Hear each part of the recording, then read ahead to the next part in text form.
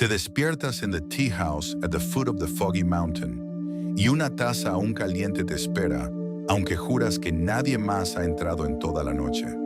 There's nothing you need to do with that cup just yet. Let it sit there, steaming, warming the small square of air above the low table. Outside, the fog leans against the paper windows, the way a tired traveler leans against a wall. It has come down from the mountain the way it always does after dark, soft and gray and full of the smell of wet cedar. You can feel the floor beneath you, the woven mat still holding the shape of your body. You can feel your shoulders and how they have been carrying the whole day without ever asking to be thanked. Let them down now. Let the day set its heavy bags by the door. You don't have to unpack a single one tonight.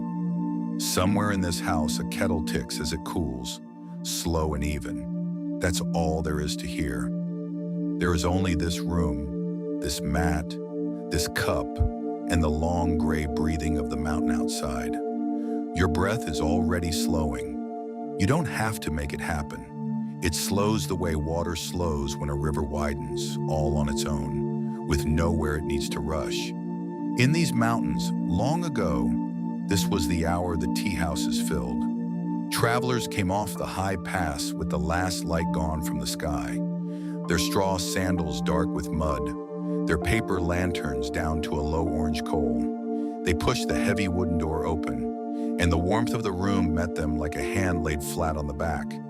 And here in this one small house, there was a rule, older than anyone who could remember making it. You'll hear it soon, in its own time. For now, just notice how the room holds its heat. Notice how the lamp in the corner throws its amber light only so far and lets the rest of the room stay soft and dark and kind. There is room for you here. You have already arrived and no one will ask you to leave.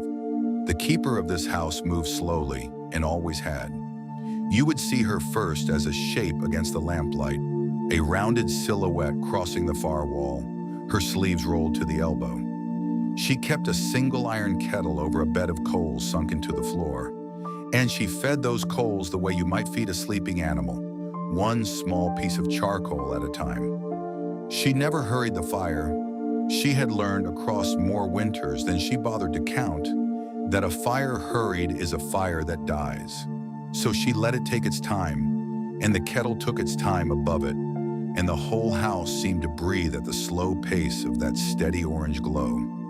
When a traveler came in stamping the cold from their feet, she did not ask their name. She did not ask where they were bound. She simply nodded toward the empty mat beside the fire and turned back to her kettle and let the warmth do the welcoming for her. The travelers always understood. They set their packs down against the wall without a word. They loosened the cords of their sandals and let their cold, aching feet find the warm boards near the coals. Nobody spoke of where they had walked from that day. Nobody spoke of where the past would carry them next. That was the rule of the house, and it went like this. After dark, no one asked a traveler their destination, and no one asked where they had come from. Not their village, not their road, not their name. All of that could wait, safe and untouched, for the morning. The old people of these mountains believed the night fog was a listener.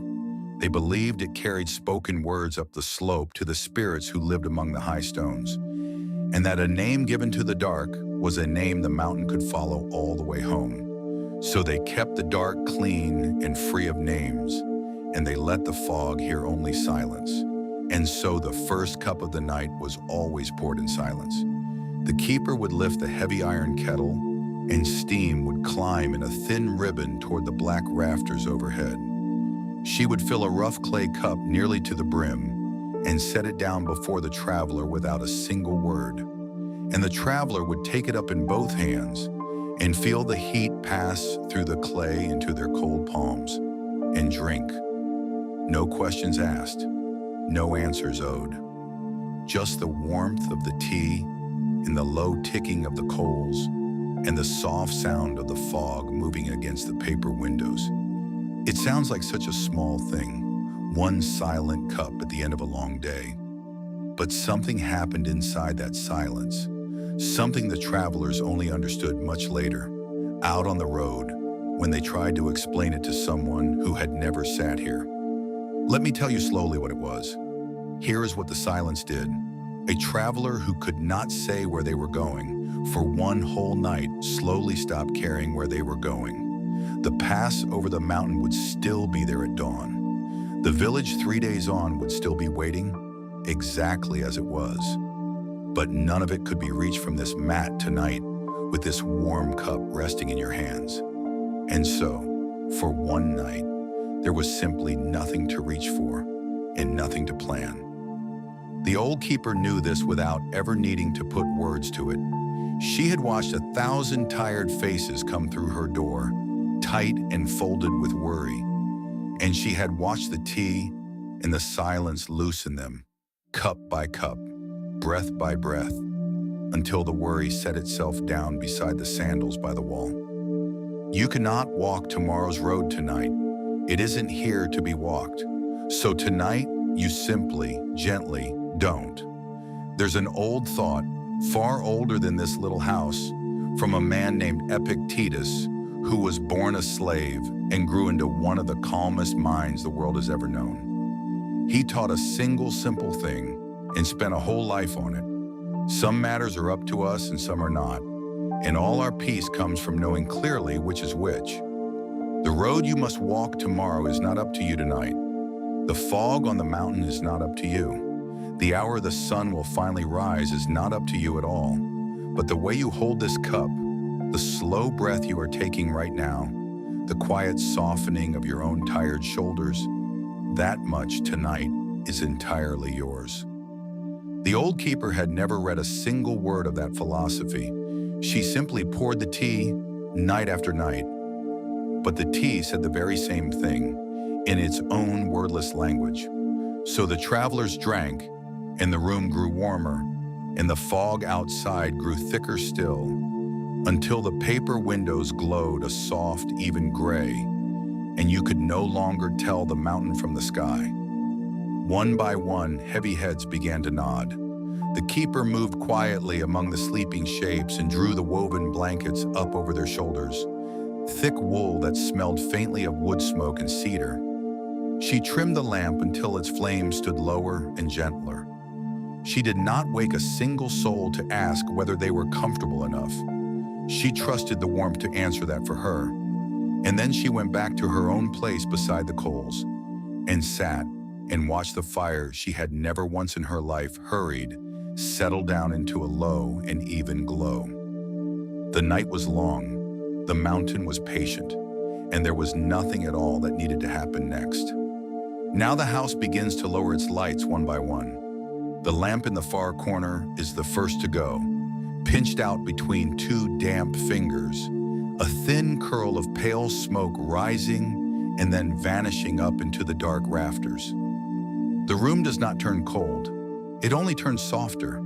The coals sunk in the floor still hold their deep orange heart, and that heat rises steadily through the boards and finds you where you lie. Your cup is emptier now and cooler, and that is perfectly all right too. You gave it the whole long night. Outside, the fog has settled all the way down to the ground, filling the little valley to its very brim like slow gray water pouring in. Every road out of this place is gone beneath it. Every road for now is quietly closed. And there is such a strange and gentle comfort in a closed road when you are already exactly where you need to be. The keeper is barely a shape now, just a warm stillness near the last of the coals.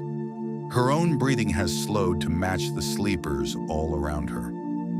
This is the part of the night she has always loved the best, when the asking is over, when no one wants anything at all, when the whole house rests inside the fog, the way a smooth stone rests inside a river.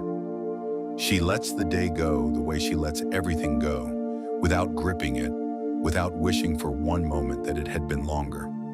There will be another kettle tomorrow, another heavy door pushed open, another traveler cold from the pass, another silent, steaming cup. But that is tomorrow's to hold. and tomorrow can keep it a while. Tonight she has poured what there was to pour. Tonight she has warmed whoever there was to warm. And now at last, she too lets her tired eyes fall closed. And you, resting on your mat, can feel just how far away tomorrow really is. It is on the far side of a whole night of sleep, on the far side of the fog, over a pass you could not walk from here even if you tried. There is no name you need to give the dark. There is no road you need to name aloud. Whatever brought you all the way here can lean against the wall with the sandals and the packs.